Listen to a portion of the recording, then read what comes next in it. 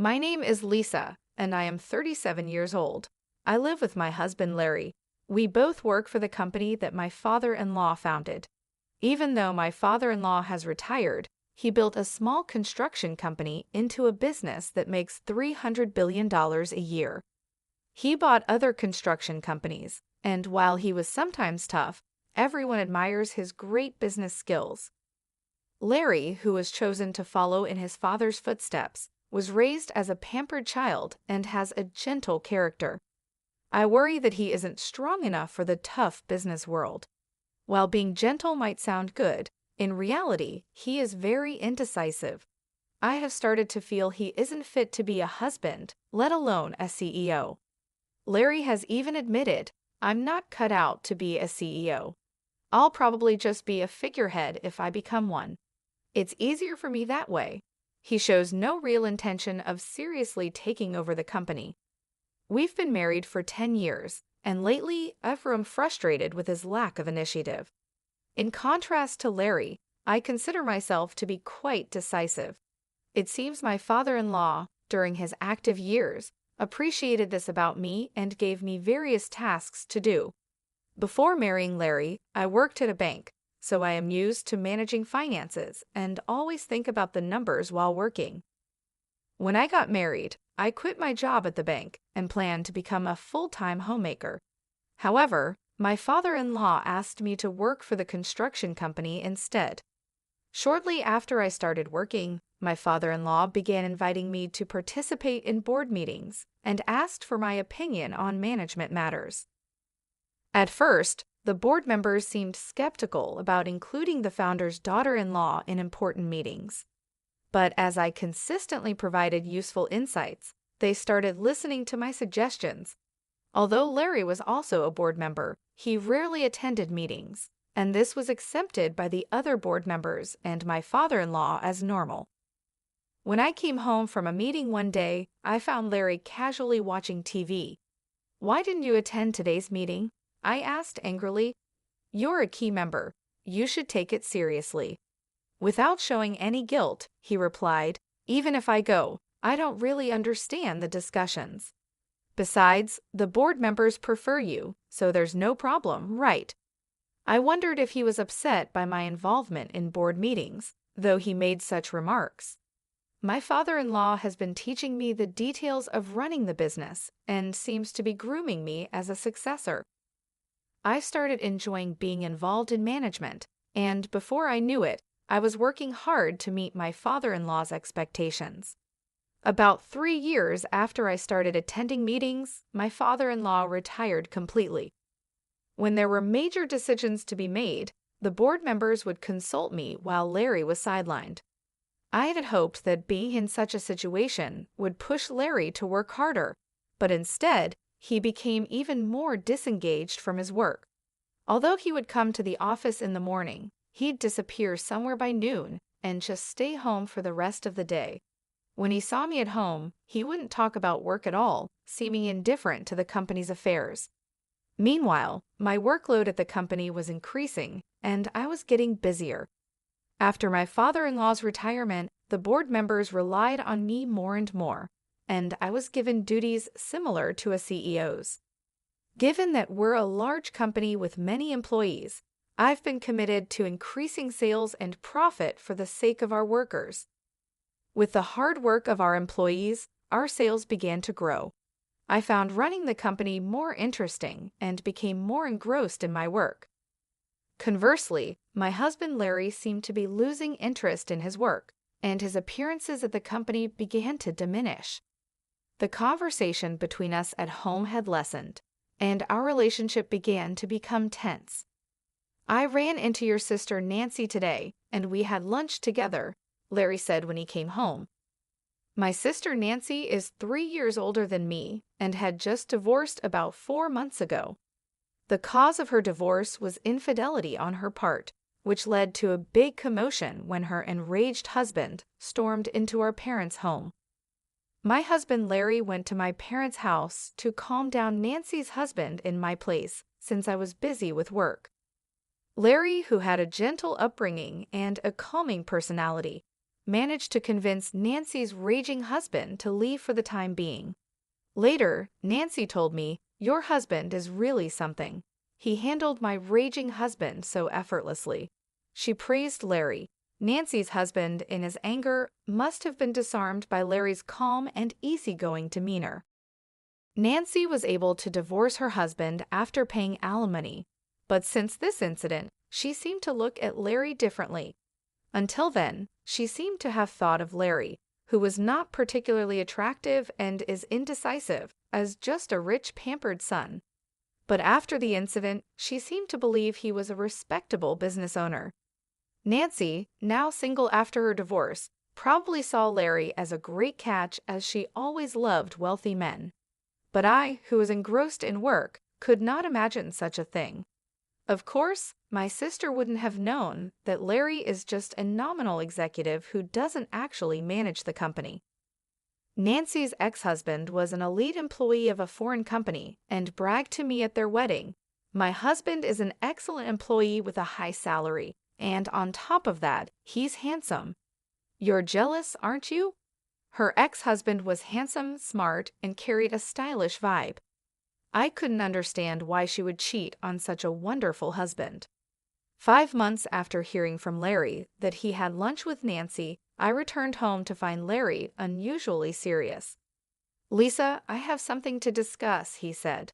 It was the first time I had heard such words from him, and I had a bad feeling. With my heart pounding, I waited for him to speak. "Actually, Nancy is pregnant with my child, and I want a divorce," he said. I was shocked by the request for a divorce, but even more surprised to hear that Nancy was pregnant. At a loss for words, Larry continued, "Nancy is planning to come over on our next date off to discuss this. So I'm counting on you," he said. I was stunned. I asked him, "So you want to marry my sister?" With a troubled look, Larry responded, "It's not that I want to marry her, but if she's having my baby, I guess I have no choice." I sighed at Larry's typical indecisiveness and replied, "Well, if she's carrying your baby, I suppose it can't be helped. Let's discuss this when she comes over." It seemed like my husband, and I couldn't make any decisions together, so I decided to meet directly with my sister to figure things out. Even though I had already made up my mind to divorce, I thought I needed to consult my father-in-law about the company's situation. As the daughter-in-law of the founder, I was involved in running the business, but if I divorced, I would become a stranger. The next day, I went to my in-laws' house and told my father-in-law exactly what my husband had said. My mother-in-law, who was present, was thrilled that her son had a child, but she quieted down when glared at by my father-in-law. For my mother-in-law, she seemed to be more concerned about her grandchild than the company's management. After some thought, my father-in-law said with a smile, "Lisa, I want you to continue to be involved in the company's management as you have been. I don't care about Larry. I'll take the responsibility, so let him do what he likes." It seemed that my father-in-law valued the management of the company more than his son or grandchild. Even though he has retired, my father-in-law, as the founder, still has a strong voice in the company, and most of the company's shares are held by him. So there are no executives who go against his will. I was also getting interested in my work and was reluctant to give up now. Now that my job was settled, it was time to discuss the future with my sister. On my day off, my sister came to my house with a big smile and said, "Lisa, it's a pity you couldn't have a baby. I'll give you plenty of consolation money. Please leave this house immediately." She said it with a triumphant air. My husband was just silently listening to our conversation without saying anything, despite being the one who caused the problem. I was appalled at my husband's indifferent face and said, "It's okay to get divorced, but there's also the issue of alimony and division of property, so let's bring in a lawyer and decide properly." "I never thought you, my sister, would fall for a man like Larry," I retorted to my sister with irony. My sister glared at me with a stern face for a moment, but quickly regained her composure. I finally realized that it's not about looks in men, it's about what's inside. It was funny to hear my sister talk as if she fully understood my husband's inner self. Holding back my laughter, I said, "That's great, isn't it? From now on, live happily with Larry." The inner self my sister was talking about might be money. She seemed to think my husband was the president of my father-in-law's company, but it didn't seem like she had heard anything from him. When the discussion was over, my sister said she would start living here and brought a moving company. Though I only took out the necessary items, knowing my quick-tempered sister, I had already arranged for a new apartment. I also hired a lawyer and had documents prepared for the division of property and alimony claims. The next day, after moving out my belongings, I started negotiations for alimony and the division of property with my husband and sister, accompanied by my lawyer. My husband was still there, sitting with an indifferent face, and only my sister was speaking. "As I said before, I'm willing to pay as much alimony as you want, so please decide at your convenience," my sister said. Hearing my sister's words, my lawyer decided to also claim alimony against my sister in addition to my husband.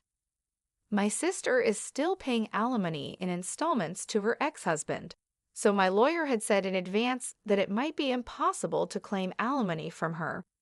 But since she said she would pay me as much as I wanted, I decided to make a claim. When it came to negotiations about the division of property, my sister excitedly said, "This mansion is originally Larry's family's, so it shouldn't be part of the division of property, right?" The lawyer answered my sister calmly, "This building and the land belong to the company, so it's up to the company to decide." It seemed like even my husband thought this house belonged to his father. "Is that so? I thought this house was Dad's," he said casually. My sister, on the other hand, was taken aback and confronted the lawyer. "Wait a minute, so does that mean I can't live in this house?" The lawyer responded in a business-like manner. "Since it's company property, you can continue to live here if the company allows it." At this comment, my sister seemed to breathe a sigh of relief. "Oh, you should have said that earlier. It'll be fine since Larry, the president, will be living here." The lawyer looked surprised for a moment, then burst into laughter. "What are you talking about? Lisa is the president, not Larry." Looking at my sister, who planned to remarry my husband but didn't even know this, made me laugh. She immediately turned to my husband and yelled, "Huh, Larry, you're not the president." I stepped in for my husband, who looked troubled, and explained to my sister, "Larry is merely an advisor without any executive rights. I'm an executive director, and I was also made president. Our father-in-law, the founder, had always been the president, but when he retired, he made me an executive director and president." The other executives appreciated my performance, and there was no opposition. On the other hand, my husband, thanks to his father's arrangement, was receiving an executive salary as an advisor without executive rights. It's more of a pity than being a mere employee. Even though it's called an executive salary, since he wasn't really doing any work, it was less than what an ordinary employee would get. So I was bearing all the living expenses. My husband, who didn't care about our household finances, didn't even care whether the house he was living in was company-owned or belonged to his father. Although our home was company-owned, my responsible father-in-law had always charged me rent. Though I thought of it as a normal rental property, the lawyer, still laughing, asked me, "Can we continue to rent this house to Larry?" My sister reacted to the rent part of the lawyer's question. "What do you mean by rent? Are you suggesting that I take rent from Larry? Isn't it the company's property? Just make it free." The lawyer presented the rent amount, laughing heartily at her words. She was shocked to see the figure, and so was her husband, Larry, who seemed to be hearing about it for the first time. "Guess a house this big does have a high rent. I can't afford that with my salary," he said. His executive compensation would barely leave any money behind if he had to pay that rent. Their living expenses would be hard to cover. During the 6 years of our marriage, Larry had used up all his modest executive compensation. My salary also disappeared in high rent and living expenses. There were hardly any assets left, and splitting the savings was the only way for asset division. After the lawyer left, my sister, who now knew that the mansion she'd been hoping for was actually rented, seemed utterly deflated, staring blankly. Larry was grinning as usual. I suggested, "Why don't you move out and go back to your parents' house? Your mother was so happy about the pregnancy news." Larry agreed, but I couldn't help laughing inside at why I had to consider this man who was about to be my ex. I started worrying if this unreliable man could raise a child, but then I decided it was none of my business. I asked my sister, who seemed to have forgotten about her own alimony, "Are you okay with the alimony payment, sis? You seemed pretty confident, but you're also paying your ex-husband, right?" She was stunned to hear this, her face suddenly snapping back to reality. "Alimony? I have to pay it too?"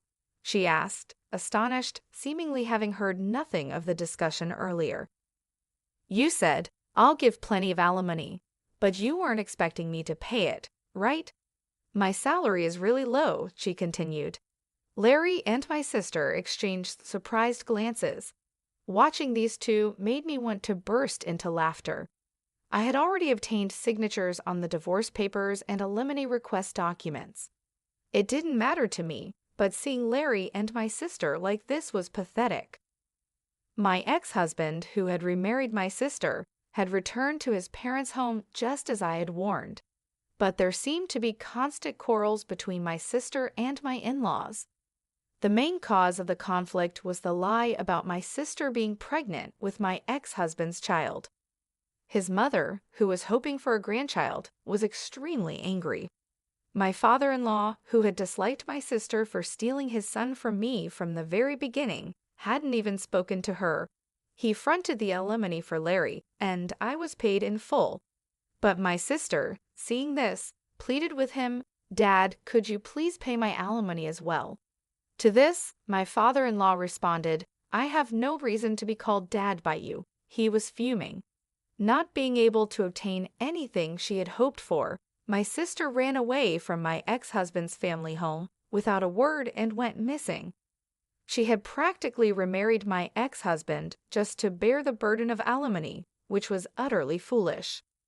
My ex-husband seemed to consider getting back with me, but his father scolded him. "You're the kind of man who should never even think about having a family. You can't even take care of yourself properly." As I watched all this unfold, I reflected on how things had gotten to this point. When Larry first agreed to go back to his parents' house, I knew it was for the best.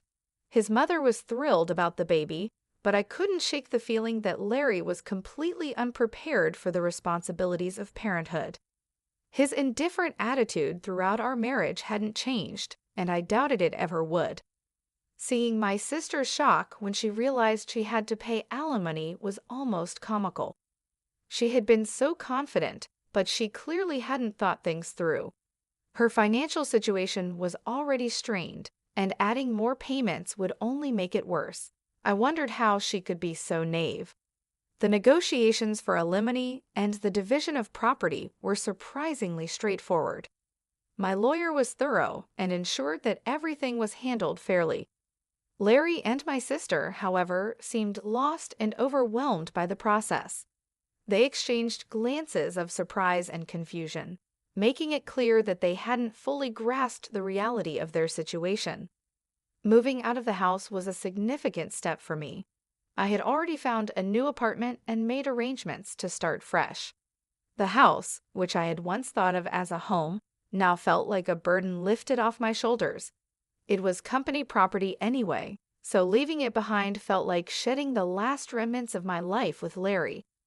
After I moved out, the tension between my sister and my in-laws only grew. The lie about her being pregnant with my ex-husband's child had caused a rift that couldn't be mended. My father-in-law, who had never approved of my sister, was especially vocal in his disapproval. He had always seen her as someone who had disrupted our family, and this latest deception only confirmed his worst fears. My sister's plea for my father-in-law to pay her alimony was met with cold rejection. "I have no reason to be called Dad by you," he said, his anger evident. Her dreams of a carefree life supported by my ex-husband's family crumbled, and she found herself without the support she had expected. Eventually, my sister ran away from my ex-husband's family home without a word. She vanished, leaving behind the chaos she had created. Her attempt to remarry my ex-husband and secure financial stability had backfired spectacularly. She had only succeeded in creating more problems for herself and those around her. My ex-husband, realizing the mess he was in, seemed to consider getting back with me. But his father, ever the voice of reason, scolded him harshly. "You're the kind of man who should never even think about having a family. You can't even take care of yourself properly," he said. In the end, I moved on from the whole ordeal. I focused on my work and my new life, leaving behind the drama that had consumed my marriage. It was clear that Larry and my sister had their own paths to navigate, and I was no longer a part of their tangled lives. The experience had taught me a lot about trust, responsibility, and the importance of making decisions for oneself. I would never get back with my ex-husband, even if he begged me. I stopped believing in him when he cheated on me with my sister, and I was disgusted by his indifferent attitude during our discussions. He was fired from his executive position and is now working as a temporary employee. The way he behaved during our marriage and after the affair showed me that he was not someone I could rely on or trust. His lack of commitment to our relationship and the company made it clear that he wasn't suited for the responsibilities he had. Seeing him now, reduced from an executive to a temporary employee, only reinforces my decision to move on without him. I've continued being the CEO, which is the most important thing in my life. Running the company gives me a sense of purpose and fulfillment. It keeps me focused and motivated, and I take pride in the work I do. Every day, I strive to make the company better for the sake of our employees and their families. My role as CEO has become central to my identity, and I can't imagine giving it up. I don't even think about remarrying after the breakup. The idea of starting a new relationship doesn't appeal to me right now. I've been through too much emotional turmoil to even consider it. Instead, I want to focus on myself and my career. There's a lot I want to achieve, and I don't want any distractions. I've kept in touch with my father-in-law and get advice from him when needed. He's been a great support through all of this, and his experience and wisdom are invaluable. Whenever I face a difficult decision or need guidance, I can count on him to provide insightful advice. Our relationship has grown stronger, and I appreciate having him as a mentor. For now, I want to focus on the company and think of it as being married to it for the sake of my employees. My commitment to the company is like a marriage. It requires dedication, hard work, and passion. I want to ensure that the business continues to thrive and that our employees have job security and a stable future. Their well-being is important to me, and I take my responsibilities as CEO very seriously. This journey has taught me a lot about resilience and the importance of staying true to oneself. Despite the personal challenges I've faced, I've managed to keep the company on a steady path and even achieve growth. It's not always easy, but knowing that I'm making a positive impact on people's lives keeps me going. In the end, my focus remains on leading the company and supporting my team. I'm determined to build a successful future for all of us. While my personal life has had its ups and downs, my professional life gives me stability and a sense of accomplishment. This is where I find my strength and motivation, and it's where I choose to direct my energy for